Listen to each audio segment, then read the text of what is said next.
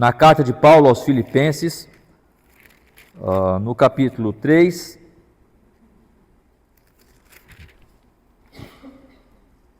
começamos lá no início, capítulo 1, 2, já falamos semana passada do capítulo 3, né? E hoje então vamos conversar do capítulo 3, versículo 12 até o 16. Capítulo 3, do verso 12 ao verso 16.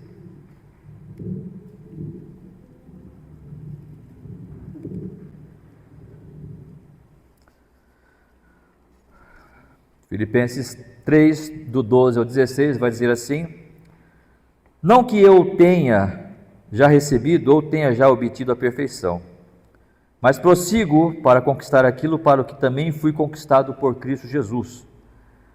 Irmãos, quanto a mim, não julgo havê-lo alcançado, mas uma coisa faço, esquecendo-me das coisas que para trás ficam e avançando para as que diante de mim estão, prossigo para o alvo, para o prêmio da soberana vocação de Deus em Cristo Jesus.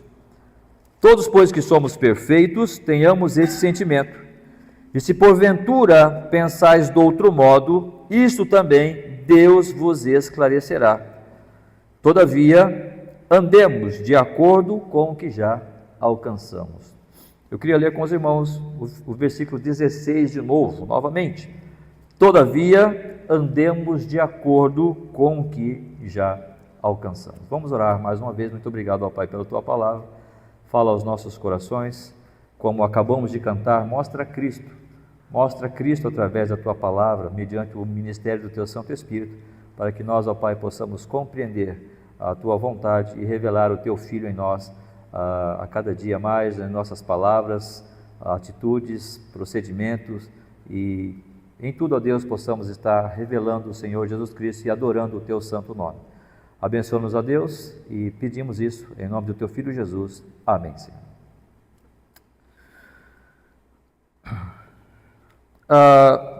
É claro que Filipenses é um livro, como já falamos, é uma carta, como já falamos, que nos desafia a viver esta alegria. Paulo vai dizer: alegrai-vos no Senhor, alegrai-vos no Senhor. Constantemente ele vai estar dizendo: alegrai-vos no Senhor. Mesmo nas lutas, como ele vai falar no capítulo 1, versículo 27, com relação aos nossos adversários, com relação às nossas lutas, né, de viver no mesmo espírito, como uma só alma,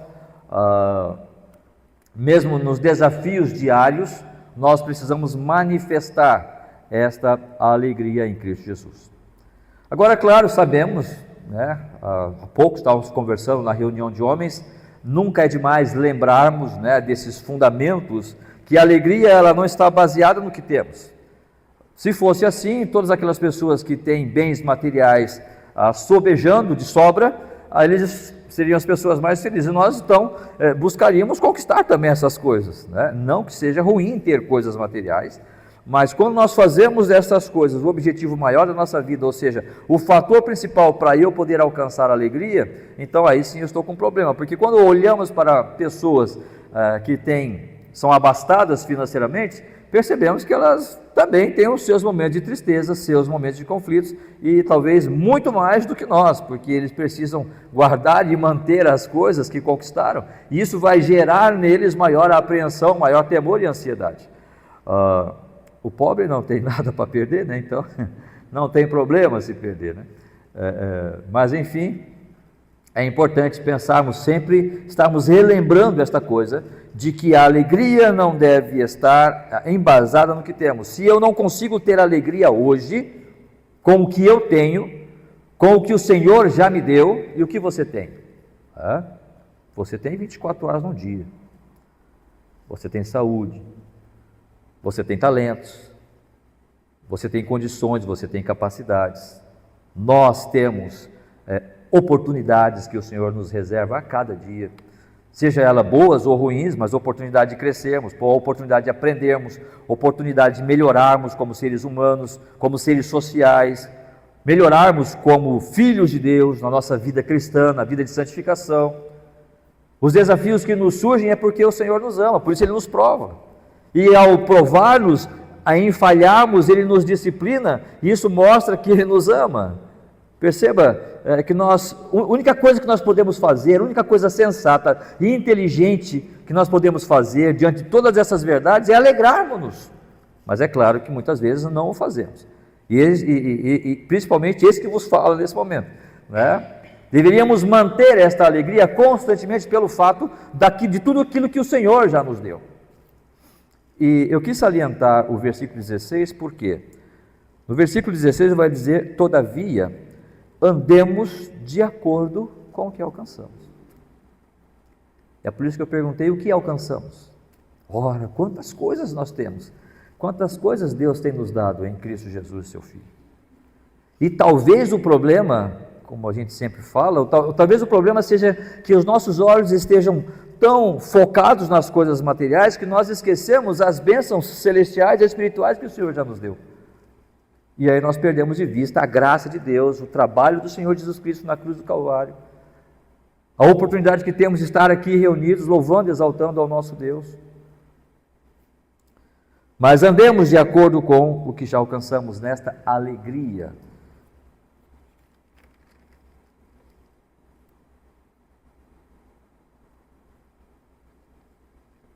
Percebam Provérbios 17:1. Provérbios 17:1.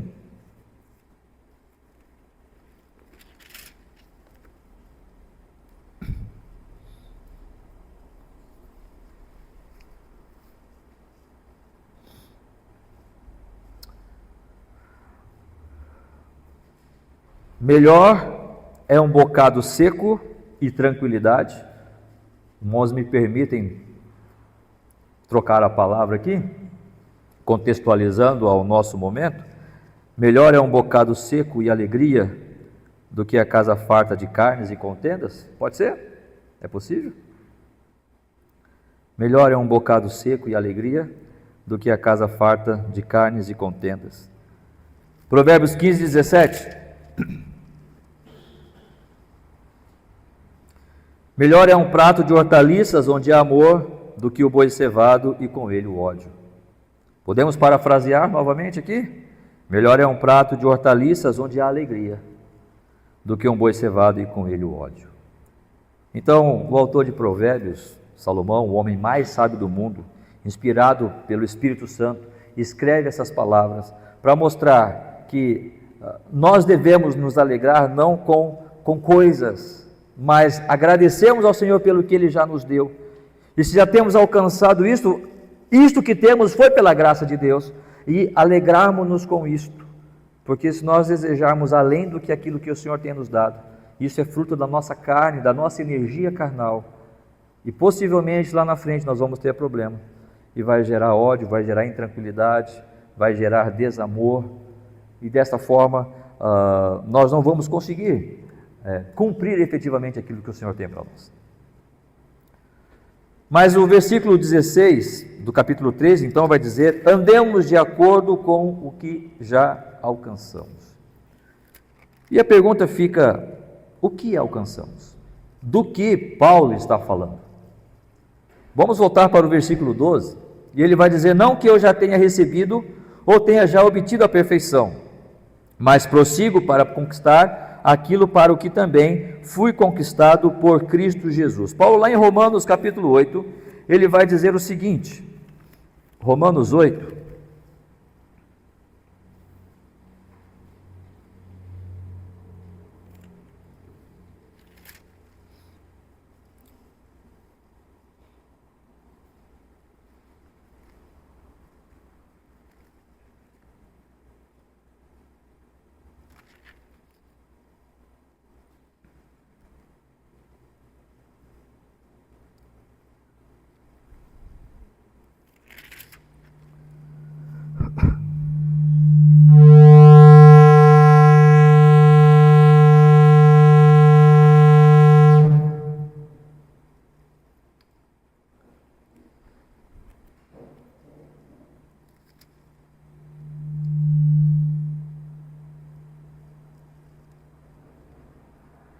só um momento, irmãos.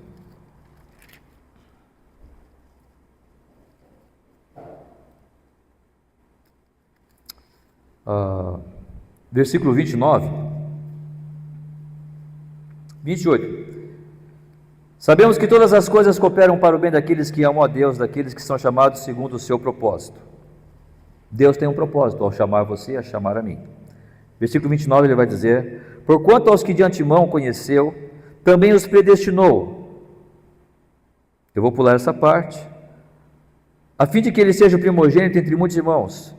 E aos que predestinou, a esses também chamou, e aos que chamou, a esses também justificou, e aos que justificou, a esses também glorificou. Há um propósito em Deus, há um plano em Deus, na mente de Deus, com relação a nós. E há todo esse processo. Ele chama, ele conhece, ele predestina, ele justifica e ele glorifica. Para quê? Qual é o propósito? Versículo 29. Porquanto aos que de antemão conheceu, também os predestinou para serem conformes à imagem de seu Filho. O Senhor nos chamou para transformar-nos à imagem de Cristo Jesus. Se você é um crente em Cristo Jesus, se você já recebeu a Cristo como Senhor da sua vida, se você já entregou a sua vida a Ele, reconhecendo que na cruz do Calvário você tem a salvação e que ali é o único caminho para alcançar a redenção eterna, Deus tem um propósito para você. E eu não estou falando de ministérios especificamente, eu não estou falando de vir e cantar e fazer isto, aquilo ou ser grande. Eu estou falando do trabalho de Deus em nós, em mim, em você, de sermos conformes à imagem de seu Filho. Este é o propósito. Se você já é um crente em Cristo Jesus, você já alcançou isso. Perceba o que Paulo vai dizer. Não, voltando para Filipenses capítulo 3, do verso 2, não que eu tenha já recebido ou tenha já obtido a perfeição, mas prossigo para conquistar aquilo para o que também fui conquistado, por Cristo Jesus. Paulo está dizendo, eu não obtive ainda a perfeição. Eu não sou como Cristo, mas eu prossigo para esse alvo. O meu alvo é exatamente este: caminhar conforme ou buscar uma vida, uma comunhão com o Senhor de tal forma que eu me assemelhe a Ele. É claro que nós sabemos que isso não vai acontecer nesta terra. Isso se dará apenas por conta da glorificação, naquele processo, como Paulo vai falar em Romanos 8, aos que chamou, justificou, aos que justificou, a esses também glorificou. Então, na glorificação, quando todos nós estivermos totalmente isentos do nosso pecado, que tenazmente nos assedia nesta terra, nesse tabernáculo, aí então nós seremos completamente, estaremos perfeitos, comparados à imagem de Cristo Jesus, nosso Senhor, mas até lá estamos caminhando para isto. Mas tudo isso começa com o fato de sermos filhos de Deus. Tudo isso começa, esse processo inicia dentro do primeiro passo. Nós falamos um pouco sobre isso na semana passada, mas começa quando você recebe a Cristo como Salvador da sua vida. Começa quando você entende que Cristo é o único caminho para a nossa salvação. Em Romanos 8, voltando para Romanos, capítulo 8, versículo 16, Paulo vai dizer o seguinte, Romanos 8, 16,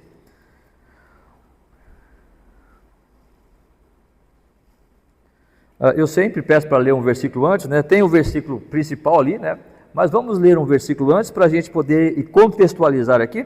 Porque não recebeste o espírito de escravidão para viverdes outra vez atemorizados, mas recebeste o espírito de adoção, baseados no qual clamamos, Abba, Pai. O próprio Espírito testifica com o nosso espírito que somos filhos de Deus.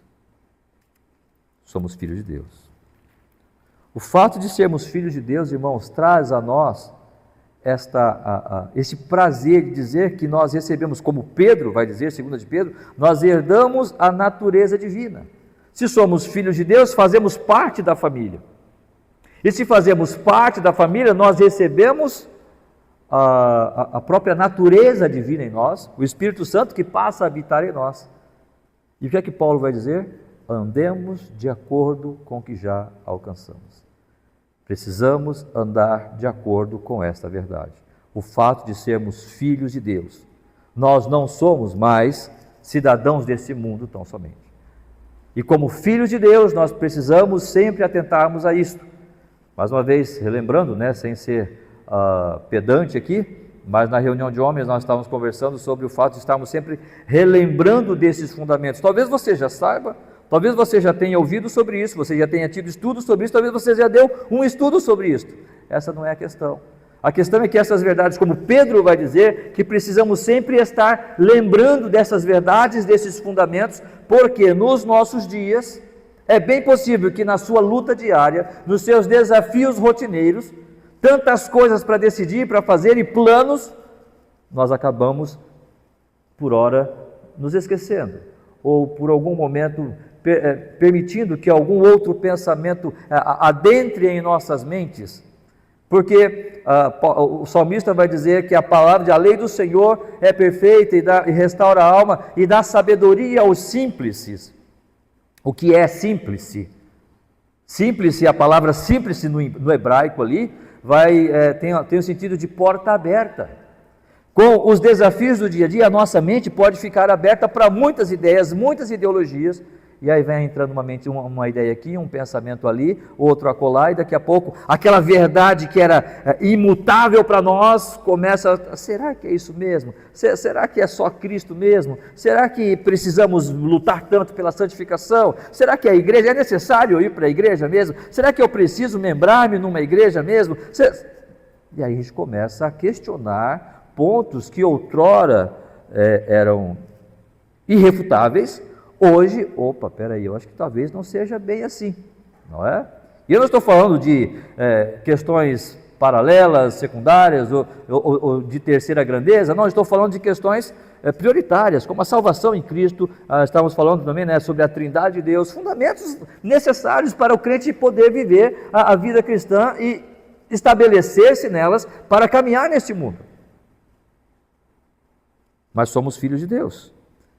E como filhos de Deus precisamos andar como tais. E em Cristo nós recebemos esta garantia de que quando nós olhamos para Cristo e cremos nele, nós nos tornamos filhos de Deus. Não porque uma denominação crê dessa forma, ou que o pastor fez um estudo com você, ou fez aquela oração com você, ou orientou você a fazer aquela oração, faça essa oração da salvação. Não, porque você entendeu. Eu entendi efetivamente que Cristo levou consigo no seu sacrifício todos os meus pecados. João capítulo 1, versículo 12 vai dizer exatamente isso. João 1,12, um texto bem conhecido de nós todos, vai dizer, mas a todos quantos receberam, deu-lhes o poder de serem feitos filhos de Deus, a saber, aos que creem no seu nome. Esse texto de João vai falar do Senhor Jesus Cristo. No princípio era o verbo estava com Deus e o verbo era Deus. Ele estava no princípio com Deus e todas as coisas foram feitas por ele, e sem ele nada do que foi feito se fez. Aqui o verbo é Jesus Cristo. Ele age na criação e ele age também na salvação. E no versículo 12 vai dizer então, mas a todos quantos receberam a quem? O verbo que se fez carne, e que vai ser falado no versículo 14, e o verbo se fez carne e habitou entre nós, cheio de graça e de verdade. Mas a todos quantos o receberam quem? O verbo. Quem é o verbo? Jesus. E quando você recebe a Jesus, percebam, a palavra do Senhor é bem clara quanto a isso. Ela não está dizendo, mas a todos aqueles que aceitam Jesus, mas recebem Jesus. Nós acostumamos a ouvir, né? Você precisa aceitar Jesus como Salvador, colocando sobre o homem a responsabilidade de aceitar. A palavra de Deus não nos ensina a aceitar, ela nos ensina a receber. Como que se o homem fosse responsável ou não por aceitar Jesus. Tem até um hino do cantor cristão, dizendo, afável à porta do meu coração, humilde e muito manso aguardou a admissão. Não, Jesus não está à porta aguardando a admissão. Quando Jesus quiser entrar naquele coração, Ele vai entrar. Ele é Senhor. Ele é Senhor. E você não pode fazer nada. Eu não vou poder fazer nada, porque Ele é soberano. Mas quando eu recebo Jesus como Senhor da minha vida, o que acontece comigo? Eu me torno filho de Deus. Então, espera aí, pastor, significa que nem todos são filhos de Deus? Não. Somente aqueles que recebem Jesus como Senhor da sua vida. Se com a tua boca confessares a Jesus como Senhor, e em teu coração creres que Deus o ressuscitou dos mortos, será salvo. É claro que existe a responsabilidade do homem, nós entendemos isso, existe uma ação, mas até aí Deus já está trabalhando naquele coração, porque pela graça sois salvos por meio da fé, isso não vem de vós, é dom de Deus, não de obras, para que ninguém se glorie. A salvação não pertence a mim, não depende de uma obra que eu realizo, é obra de Deus. A fé é obra de Deus. E se é obra de Deus, é Ele quem vai fazer. É Ele quem vai convencer. O meu trabalho é pregar, o meu trabalho é evangelizar, o meu trabalho é viver. O meu desafio é confiar no Senhor a cada dia da minha vida, em santificação, para que Ele mesmo vá completando a sua tarefa e a sua missão aqui nessa terra. Mas quando nós recebemos a Cristo, nós somos feitos filhos de Deus. Nós somos colocados como filhos de Deus. E uma vez filho, por mais que você deserde o seu filho, ele nunca deixará de ser seu filho, porque ele vai levar consigo o seu gene, a sua herança genética, não tem como. E 2 de Pedro, capítulo 1, vai falar sobre isso, sobre a natureza divina que nós recebemos ao receber Cristo como Salvador na nossa vida. E visto que como pelo seu divino poder nos deu todas essas heranças, esta natureza divina, nós nos tornamos filhos de Deus, jamais deixaremos.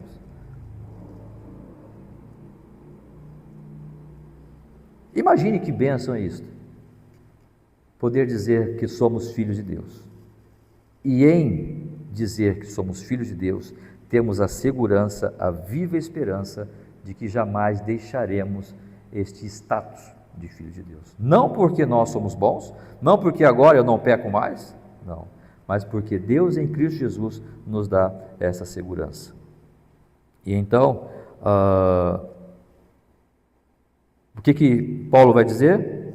Andemos de acordo com o que alcançamos. Se alcançamos esta condição de sermos, estamos sendo feitos à imagem de Cristo, esta semelhança com Cristo, não que eu já tenha recebido ou tenha obtido a perfeição, não, nós não recebemos isso ainda, não recebemos esta perfeição, nós não somos conformes à imagem de Cristo hoje, mas um dia seremos. Mas prossigo para conquistar aquilo que também fui conquistado, eu fui conquistado para isso, para ser a imagem de Cristo, e o início disso é me tornar filho de Deus, isto acontece em Cristo Jesus. E não somente somos filhos de Deus, mas também somos colocados como herdeiros com Cristo. Romanos 8,17, nós falamos ali no versículo 16, né? O próprio Espírito testifica com o nosso Espírito que somos filhos de Deus. Foi isso que nós alcançamos, não nós efetivamente, mas Deus em Cristo nos deu, nos presenteou com esta posição. Que somos filhos de Deus. Ora, se somos filhos de Deus, somos também herdeiros. Herdeiros de Deus e co-herdeiros com Cristo. Se com Ele sofremos, também com Ele seremos glorificados. O que herdamos, irmãos? Ora, herdamos a glória eterna. Não é? Seremos glorificados. Romanos 5,2, voltando lá para Romanos, capítulo 5, versículo 2.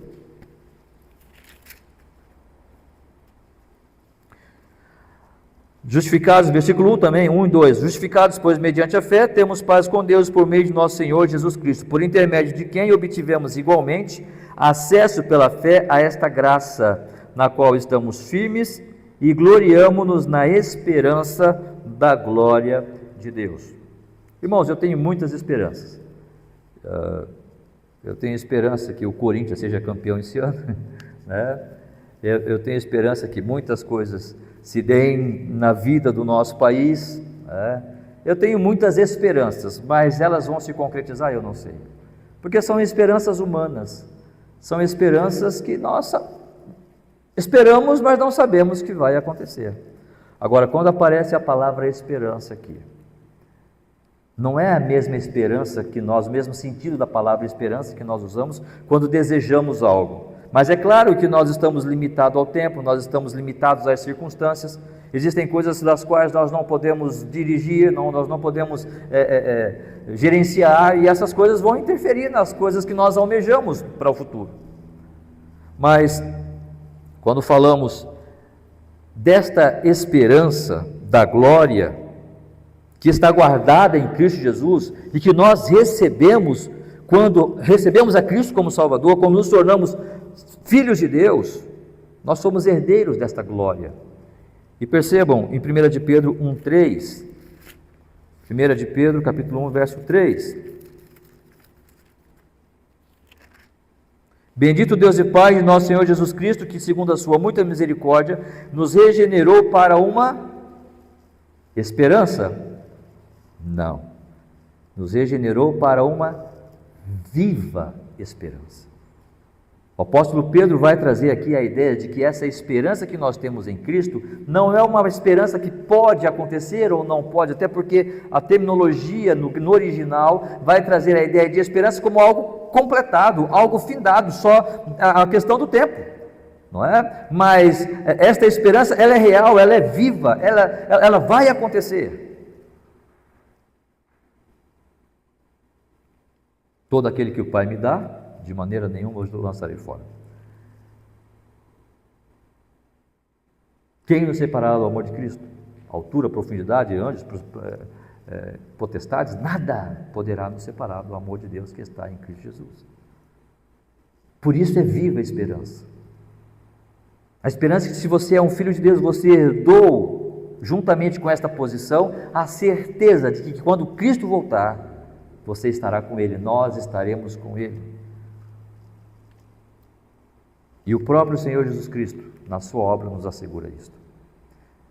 E a pergunta que fica para nós é: nós estamos andando de acordo com isto? Todavia, andemos de acordo com o que já alcançamos. Estamos andando como filhos de Deus, andando com os nossos olhos altaneiros, com o nosso semblante alegre, feliz, porque eu sou filho de Deus. Este mundo, eu sei o que está acontecendo, e não vou dizer que não me choca o que, por exemplo, acontece com o nosso país, esse culto à mediocridade, à corrupção. É triste ver o nosso país vivendo dessa forma, a própria sociedade nesta adoração à imoralidade. Isso me choca como cidadão, como ser humano, mas ao mesmo tempo eu percebo que isso também é profético.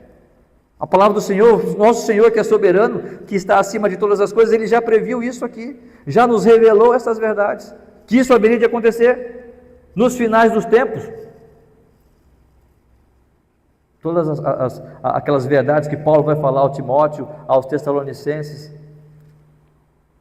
a apostasia, o esfriamento do amor, são verdades que estão se dando. Isso choca-nos como seres humanos que somos, mas ao mesmo tempo deve nos trazer alegria como filhos de Deus que somos, em perceber cada dia mais que o nosso Deus é um Deus verdadeiro, a sua palavra se cumpre e cabe a nós andarmos de acordo com isto, não olhando para o contexto, não olhando para as circunstâncias, para aquele grupo social ou para o outro grupo social, ou para o que ele pensa de mim ou deixa de pensar. Eu vou andar, como Josué disse, né? O que vocês vão fazer? Conforme os deuses dos nossos pais, além do Eufrates, eu e minha casa serviremos ao Senhor. Eu vou andar de acordo com aquilo que eu fui chamado. Eu fui chamado para ser um líder desse povo, eu fui chamado para ser parte do povo de Israel, não somente como líder, mas eu fui chamado para ser parte do povo de Deus, que Deus tem protegido até agora. O que vocês vão fazer eu não sei, mas Josué, o líder, vai dizer: eu e minha casa serviremos ao Senhor. Andemos de acordo com isto, andemos de acordo com o que alcançamos em Cristo Jesus. Portanto, alcançamos essa semelhança com Cristo, o fato de sermos tidos como filhos de Deus e sermos herdeiros de Deus e co-herdeiros com Cristo. Todas essas bênçãos que o Senhor, espirituais que o Senhor tem para nós, é posse tua.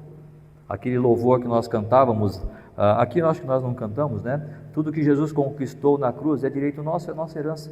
Todas as bênçãos de Deus para nós é direito nosso, é nossa herança. Talvez, por conta desta mistura de ideias, talvez a igreja está pensando que a herança são coisas materiais, que a herança é status social, que a herança é curtidas no Instagram, brilhando ministerialmente falando, a igreja pujante, é relevante no seu tempo, no seu convívio, na sua comunidade. Se a nossa igreja, o nosso grupo aqui se tornar relevante nessa comunidade, amém. Fizermos um trabalho social efetivo, um trabalho social que realmente possa impactar vidas e pessoas, amém, vamos fazer isso. Mas isso não é o mais importante. O mais importante é que nós estejamos lutando o desafio de sermos conformes à imagem de Cristo Jesus. Andar de acordo com isto, com esta verdade. E não somente isso, andarmos à semelhança de Cristo, mas também andarmos dentro de um novo objetivo de vida. Olha o que Paulo vai dizer. Filipenses 3:13. Irmãos, quanto a mim, não julgo havê-lo alcançado, mas uma coisa faço. O que ele faz? Esquecendo-me das coisas que para trás ficam e avançando para as que diante de mim estão, prossigo para o alvo. Uma das coisas que pode atrapalhar você, que pode atrapalhar a mim, é ficar pensando no passado. O que aconteceu, os meus erros, remorsos, falhas, temores, traumas, talvez. E eu sei que isso não é fácil, são coisas da alma, mas a palavra do Senhor vai dar-nos remédios maravilhosos quanto a isso. Um dos remédios está em Filipenses 4, que nós vamos falar qualquer dia desses, 4:6. Não andeis ansiosos de coisa alguma. Se tem uma geração que vive de forma ansiosa, essa palavra serve para esse tempo. Não andeis ansiosos de coisa alguma. Em tudo, porém, sejam conhecidas diante de Deus as vossas petições pela oração e pela súplica com ações de graça, e a paz de Deus, que excede todo entendimento, guardará o vosso coração e a vossa mente em Cristo Jesus. Essa paz que nós não conseguimos compreender, nós não conseguimos explicar, ela é inefável, porque é um trabalho espiritual. Mas isso vai depender do nosso tempo, do nosso relacionamento, andar de acordo com o que alcançamos como filhos de Deus. Então, efetivamente, nós vamos caminhar nesse progresso da nossa própria alma, do nosso próprio ser interno, do homem interior, da mulher interior, do jovem interior, podemos assim dizer, neste conhecimento de Cristo. O que nós cantamos há pouco mostra Cristo, revela o teu Filho a nós, mostra a tua palavra em nós. É isso que queremos. Mas talvez os desafios da vida moderna trazem-nos ansiedade. Irmãos, vocês não talvez tenham noção, mas a gente trabalha com adolescentes. Adolescente é para ser assim, aquela pessoa que não se preocupa com nada. Está feliz de jogar bola e jogar vôlei e falar do namoradinho e da namoradinha. Aí, o que temos de adolescentes ansiosos, adolescentes nervosos, adolescentes que não conseguem ir à frente para apresentar um trabalho. Eu não sei, posso estar errado, mas vocês podem até, depois do culto, agora não, mas depois do culto vocês podem me cobrar, ou até não concordar comigo, mas eu estou com 53 anos, na minha época não tinha isso, irmãos. A gente ia para frente, jogava bola, falava, brincava, levava pescoção, e um era mais tímido que o outro, isso era normal, um mais tímido que o outro. Mas hoje em dia o que nós temos de ansiedade, de medo nos nossos adolescentes é a nossa época. Eu não posso dissociar essa realidade que vivemos hoje com a falta de Deus na vida das famílias. Não andeis ansiosos de coisa alguma. Antes, sejam conhecidas diante de Deus as vossas petições e súplicas pela oração, as vossas petições pela oração e pela súplica, com ações de graça. Posso parafrasear de novo? Chegue diante de Deus, ore, suplique a Ele, com ações de graça, agradecendo, alegrando-se por aquilo que Ele tem dado. Porque se eu focar em me ajoelhar e só ficar chorando diante de Deus, pedindo por coisas que eu quero, eu vou esquecer daquilo que Ele já tem dado. daquilo que eu tenho, daquilo que eu recebi. E eu vou ficar focado, frustrado por causa daquelas coisas que aconteceram, coisas do passado, talvez culpas, talvez pecados. Ora, pecado existe? Nós somos pecadores? Se dissermos que não temos pecado, fazemos-lo mentiroso e a verdade não está em nós. Temos, porém, um advogado junto ao Pai. Se confessarmos os nossos pecados, Ele é fiel e justo para nos perdoar os pecados e nos perdoar de todas as nossas ofensas, de todas as nossas injustiças. Olha, eis aí a ferramenta do cristão, que infelizmente o mundo não conhece. Está aí às nossas mãos. O remédio que nós precisamos. Para livrarmos-nos de toda e qualquer coisa que nos esteja atrelando ao passado e impedindo-nos de caminharmos para o futuro. Uma coisa faço, esquecendo-me das coisas que para trás ficam e avançando para as que diante de mim estão, prossigo para o alvo, para o prêmio da soberana vocação de Deus em Cristo Jesus. Não é a salvação, porque Paulo sabia, ele já tinha a salvação em Cristo. Essa soberana vocação é sermos conformes à imagem de Cristo Jesus.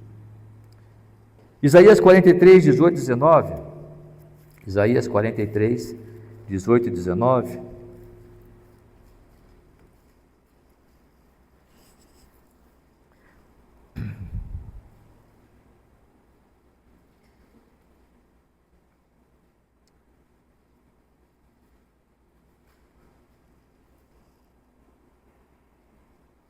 Não vos lembrei das coisas passadas, nem desconsidereis as antigas. O profeta Isaías está dizendo para o povo de Israel, e olha, o povo de Israel pecou, né? Se tem um povo que pecou, esse povo foi o povo de Israel, né? Não vos lembrei das coisas passadas, nem considereis as antigas. Eis que faço coisa nova que está saindo à luz. Porventura não o percebeis? Eis que porei um caminho no deserto e rios no ermo. Deus fará um caminho para você, onde ainda não se vê. Tem um louvor que a gente canta, né? Quando nós nos apegamos às coisas antigas, seja ela positiva ou negativa, nós sempre vamos nos frustrar e vamos ficar presos àquilo, e impedindo-nos assim de caminhar. Isso vai gerar tristeza. E muitas vezes, eu estou triste, e nós pensamos que a tristeza pode gerar uma solicitude diante de Deus. Deus vai se tornar mais solícito a mim porque eu estou triste, estou aqui, estou chorando. Oh Senhor, a minha situação, estou triste. Tem tristeza e tristeza. Em 2 Coríntios 7,10,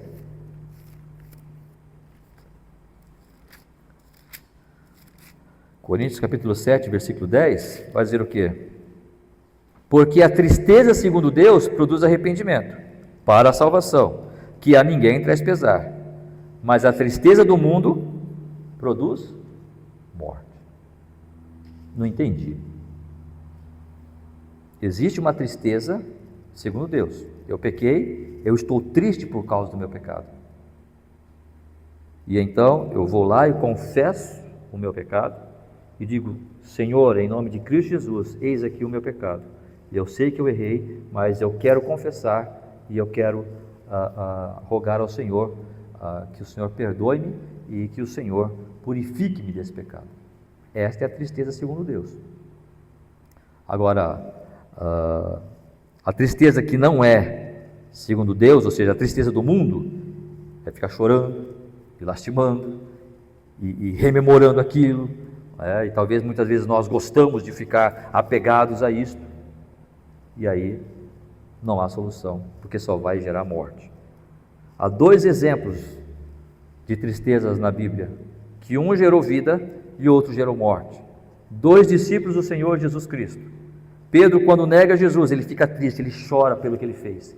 Eu neguei a Cristo, mas ele se arrepende e ele segue a sua vida como um discípulo do Senhor. Judas traiu Cristo, ele também se entristeceu, mas foi se enforcar. Há tristeza segundo Deus, mas essa tristeza que produz arrependimento gera salvação e faz-nos caminhar abundantemente com Cristo para a vida. Enquanto que aquela tristeza que faz nos apegar ao passado, por que eu fiz isso? Olha, eu não mereço isso, por que eu fiz isso? Aí não vai gerar nada.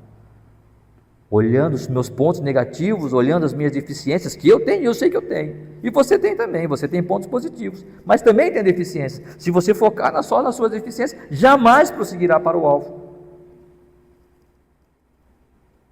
Uma coisa faço, esquecendo-me das coisas que para trás ficam e avançando para as que diante de mim estão, prossigo para o alvo, para o prêmio da soberana vocação de Deus em Cristo Jesus. Este é o trabalho de Deus em Cristo em nós. É isso que Ele quer fazer em mim, é isso que Ele quer fazer em você. Conformar-nos à imagem do Seu Filho, para que nós vivamos alegres nesta vida, sabendo o que é o propósito de Deus para nós. E no final agora aqui do capítulo 3, no versículo 16, versículo 15, versículo 15, prossigo para o alvo, para o prêmio da soberana vocação de Deus em Cristo Jesus, verso 15, todos pois que somos perfeitos, tenhamos esse sentimento. Peraí, agora tem uma contradição aqui, Paulo entrou em contradição, porque no versículo 12, não que eu tenha já recebido ou tenha já obtido a perfeição, mas todos nós que somos perfeitos, como é isso? Como é que funciona esse negócio? É claro que no versículo 12, Paulo está falando do propósito final, terminado. Mas agora, no versículo 15, ele está dizendo, todos nós que hoje somos perfeitos. O que é isso? Irmãos, nós não somos perfeitos no que diz respeito à semelhança com Cristo, isso só vai se dar na glorificação, como nós falamos. Mas hoje, nós somos perfeitos.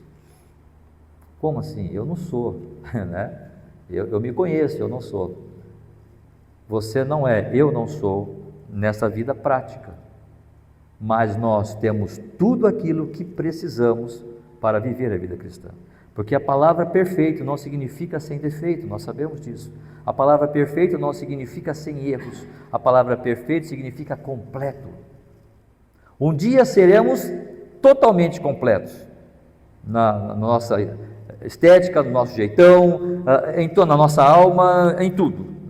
Hoje nós temos a deficiência porque lutamos contra a carne, ao espírito lutando contra a carne. Então, na nossa vida prática, nós realmente não somos perfeitos, mas em Cristo nós somos completos. Ele já tem nos dado todas as coisas que conduzem à vida e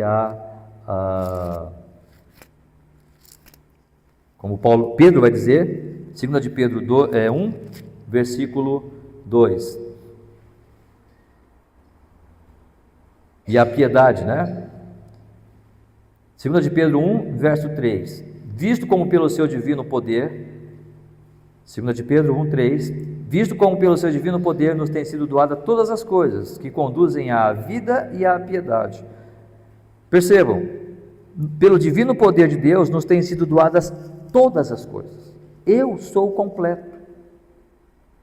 Tudo que eu precisar para viver a vida com Deus, esta vida cristã, e viver uma vida de piedade. O que é piedade? Ser amoroso, bondoso? Não é esse o significado. Nós sabemos que a palavra piedade aqui significa esta devoção a Deus, a consciência da presença constante de Deus em minha vida. A palavra piedade vai dar a ideia, portanto, de uma consciência de que aonde eu estiver, seja qual for o momento, Deus está ali. Isto é piedade. Então, nós temos recebido todas as coisas que conduzem à vida e à piedade, pelo conhecimento completo daquele que nos chamou para a sua própria glória e virtude, pelas quais, versículo 4, pelas quais nos têm sido doadas todas as suas preciosas e muito grandes promessas, para que por elas vos torneis co-participantes da natureza divina, livrando-vos da corrupção, das corrupções que há no mundo. Ou seja, tudo que você precisa, tudo que eu preciso, tudo que a igreja precisa para viver a vida cristã de forma cabal, total, nós já temos. Quando o Espírito Santo foi dado a nós, ele leva-nos, ele dirige-nos a sabedoria, a orientação para a própria glória de Deus e exaltação do Senhor Jesus Cristo. E o desafio é andarmos de acordo com isso. Se já alcançamos o fato de termos sido feitos filhos de Deus, herdeiros de Deus, O fato de nós termos um novo objetivo de vida, não olhando para o passado, mas olhando agora para o futuro, sem remorsos, ou culpas, ou traumas, deixando tudo isso e entendendo que nós somos completos em Cristo, andemos de acordo com o que já alcançamos, não andando de acordo com o mundo, não andando de acordo com aqueles que não têm esperança, não andando de acordo com aqueles que a única esperança que têm são as coisas desta vida, que vai perecer, que vai ficar e não vamos levar nada. Talvez tudo isso que eu falei você já saiba, você já ouviu, você já leu, já estudou, já considerou tudo isso. Mas nunca é demais nós rememorarmos estas verdades, para lembrarmos-nos de quem somos. Somos filhos de Deus, somos herdeiros de Deus, somos seres que foram criados, gerados para um novo propósito, para um novo objetivo de vida, que é a adoração a Deus, na viva esperança de um dia estarmos com o Senhor Jesus Cristo. Viva a esperança que um dia, de fato, ela se concretizará. E eu quero ver você, eu quero ver cada um de nós. Penso eu que não está longe o dia em que o Senhor Jesus haverá de retornar para estarmos com Ele na eternidade. E quero ver você lá. Eu sei que eu estarei lá. E eu quero ver cada um naquele dia para louvarmos eternamente ao nosso Deus. Amém? Vamos ficar em pé? Vamos louvar o Senhor com mais um hino? Os irmãos podem escolher um hino para nós cantarmos, louvarmos, e com este hino nós vamos encerrar 300, hino de número 300.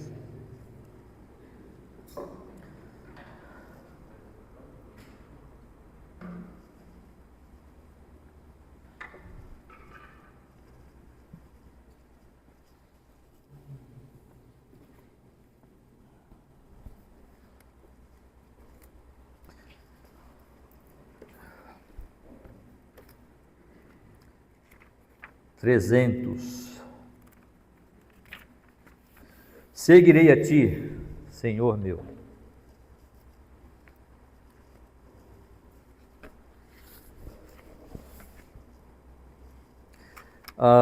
Depois deste hino, eu vou pedir para o irmão Carlos, por favor, orar para nós, encerrando o culto, ok? Só um pouquinho.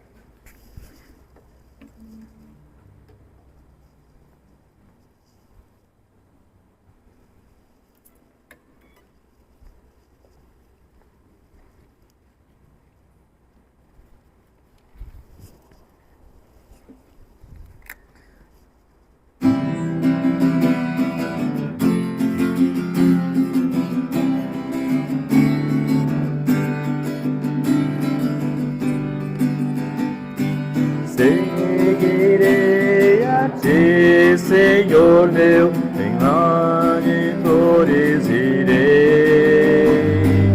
Em tormentas, vales, provas, contigo sempre estarei.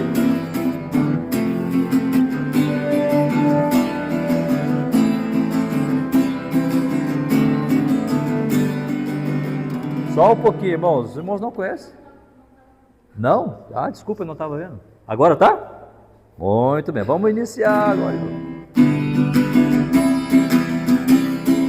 Seguirei a Ti, Senhor meu, onde fores irei. Em tormentas, vales, provas, contigo sempre estarei. Descanso em Ti, confio em Ti, disponho a vida em Tuas mãos. Seguirei a Ti, Senhor meu, conduz, pastor meu, conduz. Viverei pra Ti, Senhor meu, em guerras, lutas ou dor.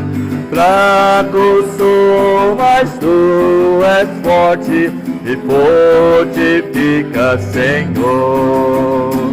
Descanso em Ti, confio em Ti, disponho a vida em Tuas mãos. Senhor meu conduz, pastor meu conduz. Tendo tudo a ti, Senhor meu, eu nada quero pra mim. Cada parte a ti entrego em sacrifício sem fim. Descanso em ti, confio em ti, disponho a vida em tuas mãos. Seguirei a ti, Senhor meu, conduz, pastor meu, conduz.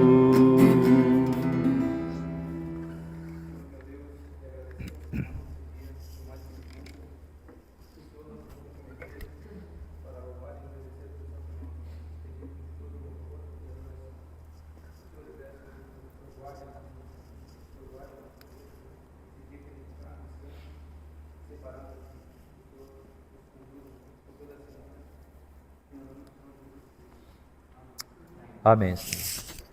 Bom dia a todos, que Deus nos abençoe, uma ótima semana na proteção do Senhor, que o Senhor nos guarde, nos dê a sua graça e a sua paz. Amém? Nosso culto está encerrado.